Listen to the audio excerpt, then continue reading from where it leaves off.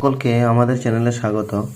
আজ আমরা আলোচনা করব নবম শ্রেণী কোষে দেখি 2 সূচকের নিয়মাবলী নিয়ে। এর পূর্বে আমরা কোষে দেখি 2 এর পার্ট 1 দাগের সমস্যাগুলির সমাধান করেছি। আজ আমরা সরল করি, অর্থাৎ 2 এর দাগের সমস্যাগুলির সমাধান করব। একের দাগের যে সমস্যাগুলির সমাধান করেছি সেই ভিডিওর লিংক নিচে ডেসক্রিপশন বক্সে দেওয়া আছে, তোমরা অবশ্যই সেখান থেকে আগের অঙ্কগুলি দেখে নিতে পারো। আজ আমরা শুরু করব 2 এর দাগের অঙ্ক থেকে, অর্থাৎ সরল করি অঙ্কগুলি থেকে। আচ্ছা, এবার আমরা এটা ভাজিত আছে, মানে আমরা বাই আকারে লিখতে পারি। তাহলে 8a³ বাই 27 x⁻³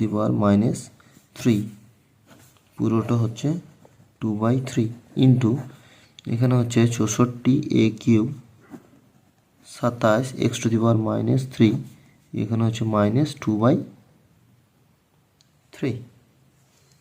ঠিক আছে, এবার আমরা এটা তো মাইনাস দেওয়া আছে, তাই তো। এবার আমরা যে বাই লিখেছি এখানে কত আছে, x⁻³ যদি মাইনাস থাকে তাহলে দেখো আমরা কি 1/, থাকলে মাইনাস করছিলাম, তাহলে কি করছিলাম, এটা আমরা সূত্র আমরা আগেই দেখেছি।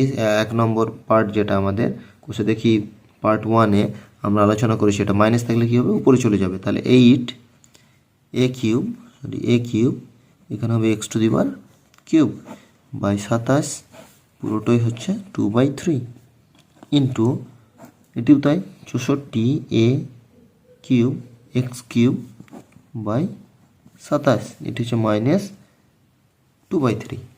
ঠিক আছে, এবার দেখো এই যে 8 হচ্ছে 2 এর ঘনমূল, এই 2 এর ঘন, তাই তো।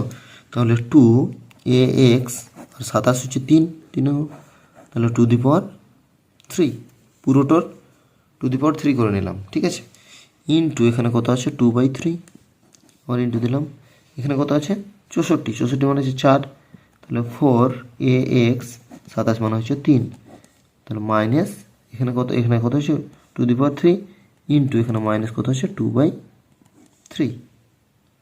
ঠিক আছে, তাহলে এখানে 3, এটা 3 কেটে গেল, এখানেও 3 কেটে গেল। ঠিক আছে, তাহলে এখানে কত পড়ে থাকলো 2। এবার দেখো এটা হচ্ছে 2ax/3 এখানে হচ্ছে 4ax/3 মাইনাস। ঠিক আছে, এবার এটা আমরা যদি ভেঙে নিই তাহলে কত, এখানে 2^2। ঠিক আছে, এখানে ax আছে, এখানে ax আছে। ঠিক আছে, তাহলে ইন্টু দিয়ে লিখতে পারি ax 2^2 আর একটা হচ্ছে -2 আছে একটা। ঠিক আছে, 2 একটা -2 আর এখানে কত আছে ইন্টু 4^-2 3 দুটো নিচে আছে, তাই তো ভাজি, তাহলে 3 দুটোই বেস কি হচ্ছে গণিত আছে। ঠিক আছে, তাহলে কি হয়ে যায়, পরে যোগ হয়ে যায়, তাহলে এক্ষেত্রে ঠিক আছে এটা হচ্ছে 2, এটা হচ্ছে -2। এবার আমরা যদি এটা ভাঙি, দেখো এটা কত হচ্ছে 2^4 আছে, সরি এটা তো 2^2 আছে, 4 লিখে ভুল করেছি, তাহলে 2^2, তাহলে এখানে 2^2 রাখলাম। ঠিক আছে, ইন্টু এখানে ax যেটা আছে এটা হচ্ছে 0 ইন্টু এখানে 2^2 ইন্টু এখানে -2 আছে। ঠিক আছে, এখানে হচ্ছে 3^0, তাহলে যেগুলো 0 সেগুলোর মান তো 1, তাহলে এখানে 2^2, তাহলে এখানে কত আছে 2^-4, তাহলে 2^2 আর এখানে 2^-4, তাহলে -4 গুণ, তাহলে এইটা তো 1 মান হচ্ছে 1, এটারও মান 1, এটারও মান 1, তাহলে এটা কত হচ্ছে ইন্টু মানে 2^-2।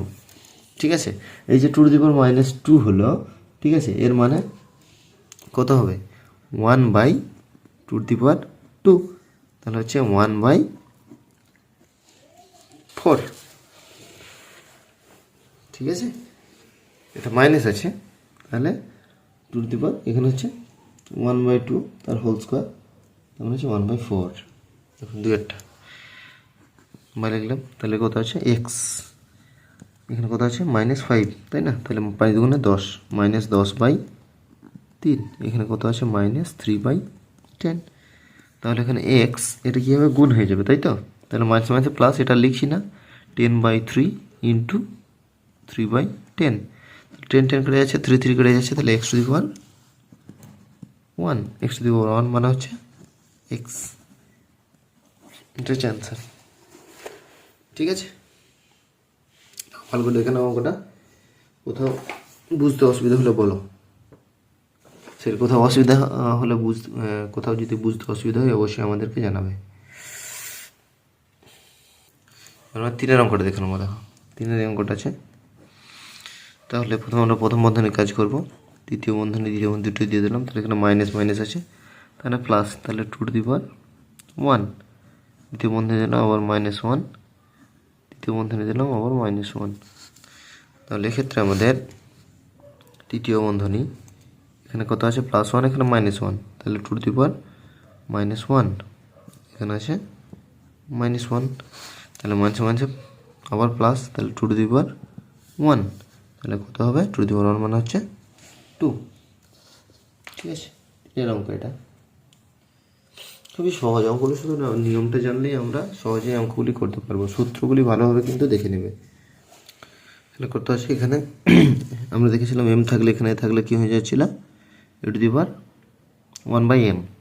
ঠিক আছে, তাহলে এখানেও তাই হবে।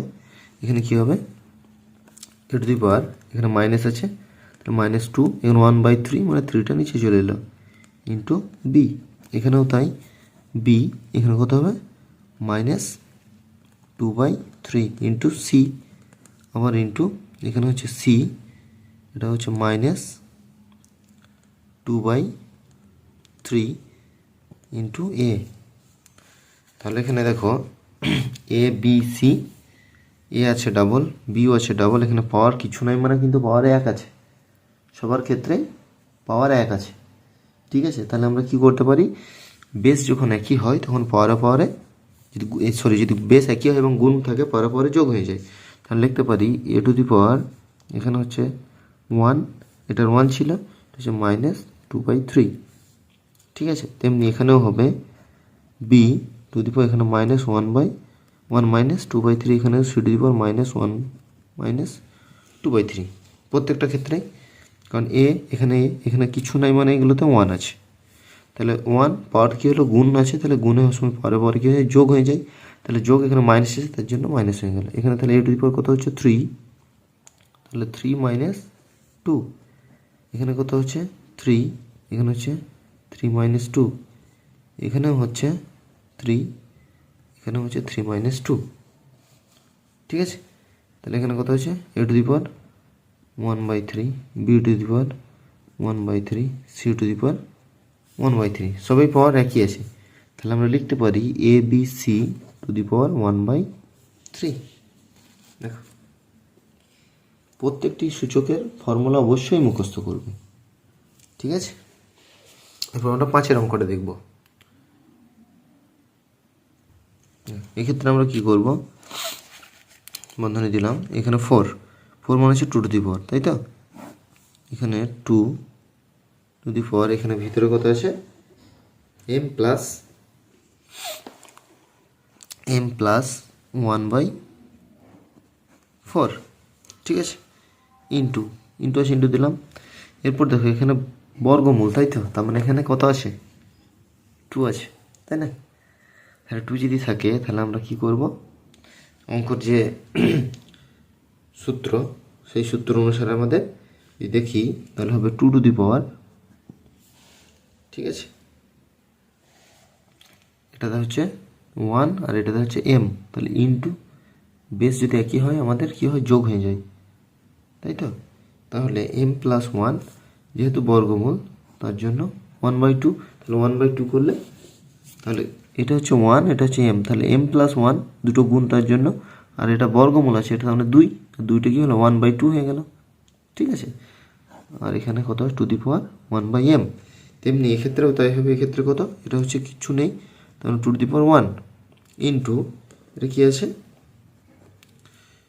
-1/m, তাই তো, তাহলে 2 পাওয়ার কত আছে -m, এখানে বর্গমূল তার মানে হচ্ছে /2। ঠিক আছে, তাহলে আমরা বর্গমূলের চিহ্ন মানে জানি 2 মানে বর্গমূল, তাই তো, তারপর ঘনমূল। এবার আমরা ভেঙে নেব, ঠিক আছে, যেভাবে ভাঙছিলাম সেভাবে যদি ভেঙে নিই, এটা কত হবে দেখো, 2^2m।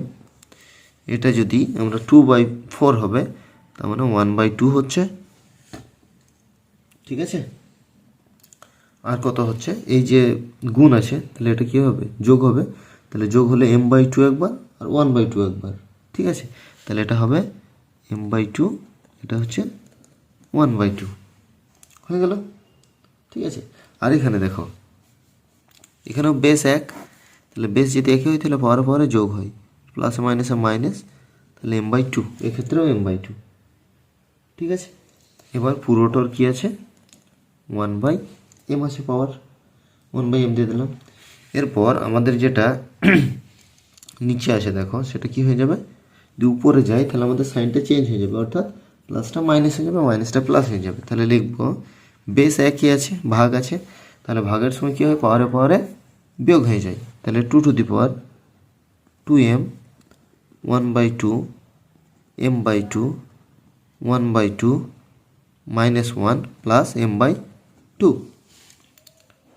ঠিক আছে, তাহলে এই ক্ষেত্রে হাফ হাফ, আর এখানে হচ্ছে 1, তাহলে বাদ চলে যাচ্ছে, ওটা বিয়োগ হয়ে যাচ্ছে। তাহলে পড়ে কত থাকছে আমার, ঠিক আছে, সেটাকে আমাকে দেখতে হবে। বেশ, পুরোটার কী আছে, 1/m। খুব ভালোভাবে অঙ্কটা করতে হবে, কিন্তু একটু লেন্থলি। তাহলে হাফ হাফ 1, এটা বাদ চলে গেল, তাহলে থাকলো 2, এখানে হাফ m, এখানে হাফ m, মানে একটা m, আর এখানে হচ্ছে দুটো, তার মানে 3টে m, 1/m। এবার যদি আমি গুণ করি দেখো, তাহলে কত হবে, 2^3m × 1/m, m বাদ চলে গেল, তাহলে 2^3, মানে 3টে 2-এর গুণ, 3টে 2-এর গুণ মানে হচ্ছে 8। খুব সহজেই আমরা অঙ্কটা করতে পারবো, একটুকু বুঝে নিতে হবে। ঠিক আছে, প্রথমে কি করলাম, এটা আলাদা আলাদা করে, এটা 2-এর বর্গ লিখলাম, 4 মানে হচ্ছে 2-এর বর্গ, এটা বর্গমূল ছিল তার জন্য 1/2, এখানে কিছু নেই, 2 ধরে নিই, 2 মনে করে দেবো, 2 আছে, তাহলে 1/2, আর এখানে দুটো বেস একই ছিল তার জন্য গুণ ছিল, যোগ করে নিলাম, এক্ষেত্রেও তাই হলো। ঠিক আছে, গুণ ছিল, এটা বেস, এটা কত ছিল, 2টা নিচে ছিল না, 1/2 মাইনাস এমটা থেকে গেল। সব বেসগুলো একই আছে, তার জন্য আমরা পাওয়ারগুলোকে উপরে নিয়ে চলে গেলাম। আমরা জানি বেস যদি একই থাকে, ভাগ থাকলে সূচকের সময়, সূচকের নিয়ম অনুযায়ী সূচকে কী হয়, বিয়োগ হয়ে যায়, তাহলে বিয়োগ করলাম। এরপর আমাদের 3টে m পড়ে রইলো, 2^3m, তাহলে এখানে কত আছে, 1/m, তাহলে কেটে গেল, 2^3 মানে হচ্ছে 8। এরপর আমরা 6-এর অঙ্কটা দেখব। এবার দেখো, এটা 9 আছে, 9 মানে হচ্ছে 3 3 9, তাই তো, তাহলে 3, এখানে হচ্ছে -3 ইন্টু 16, মানে 2^4, এখানে 1/4 আছে, যেটা আছে সেটা তো আমার লিখতেই হবে। ঠিক আছে, -1/4 আছে, অঙ্কটা মনে হয় না প্লাসই আছে, একসঙ্গে। ঠিক আছে, 1/4 হয়ে গেলে ইন্টু দিয়ে,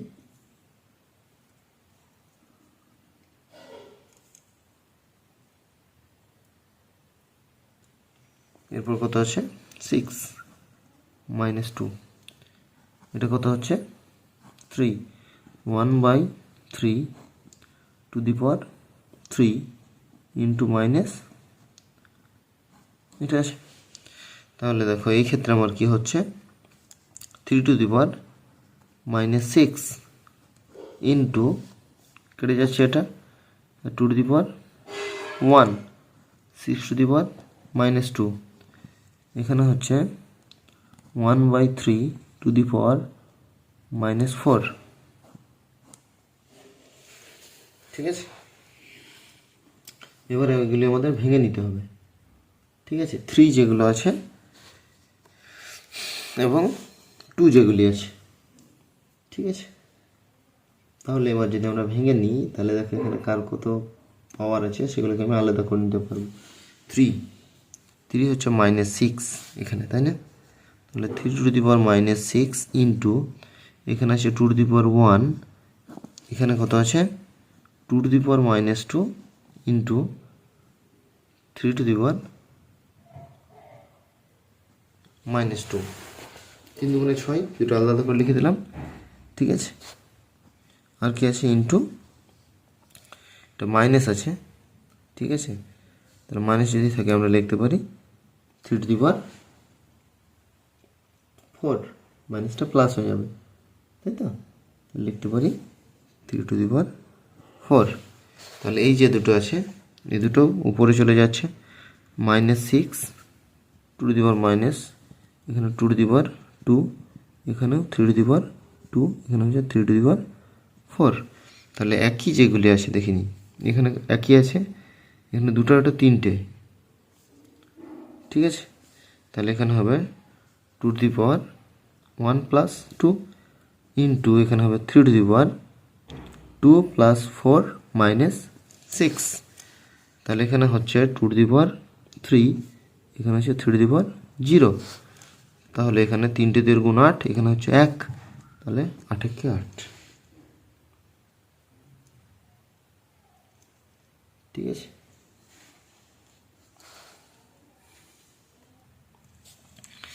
এবার আমরা সাথের অঙ্কটা করবো। এখানে দেখো কি আছে, বেস একই আছে, ভাগ আছে, তাহলে কি হবে, বিয়োগ হয়ে যাবে। তাহলে a - b, এখানে আছে a² ab + b² ইন্টু, আবার এখানেও তাই, এখানেও বিয়োগ হয়ে যাবে, আবার b² bc + c², এখানেও x আছে, তাহলে এখানেও হতে হবে c - a, এখানে হবে c² ca + a², ঠিক আছে।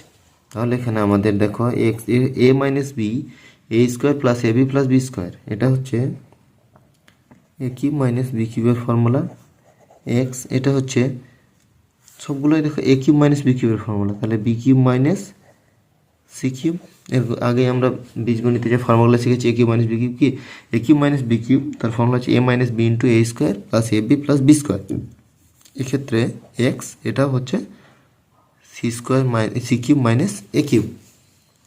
তাহলে প্রত্যেকটা বেস 1, তাহলে আমরা কি করব, গুণ আছে, তাহলে আমরা যোগ করে নেব।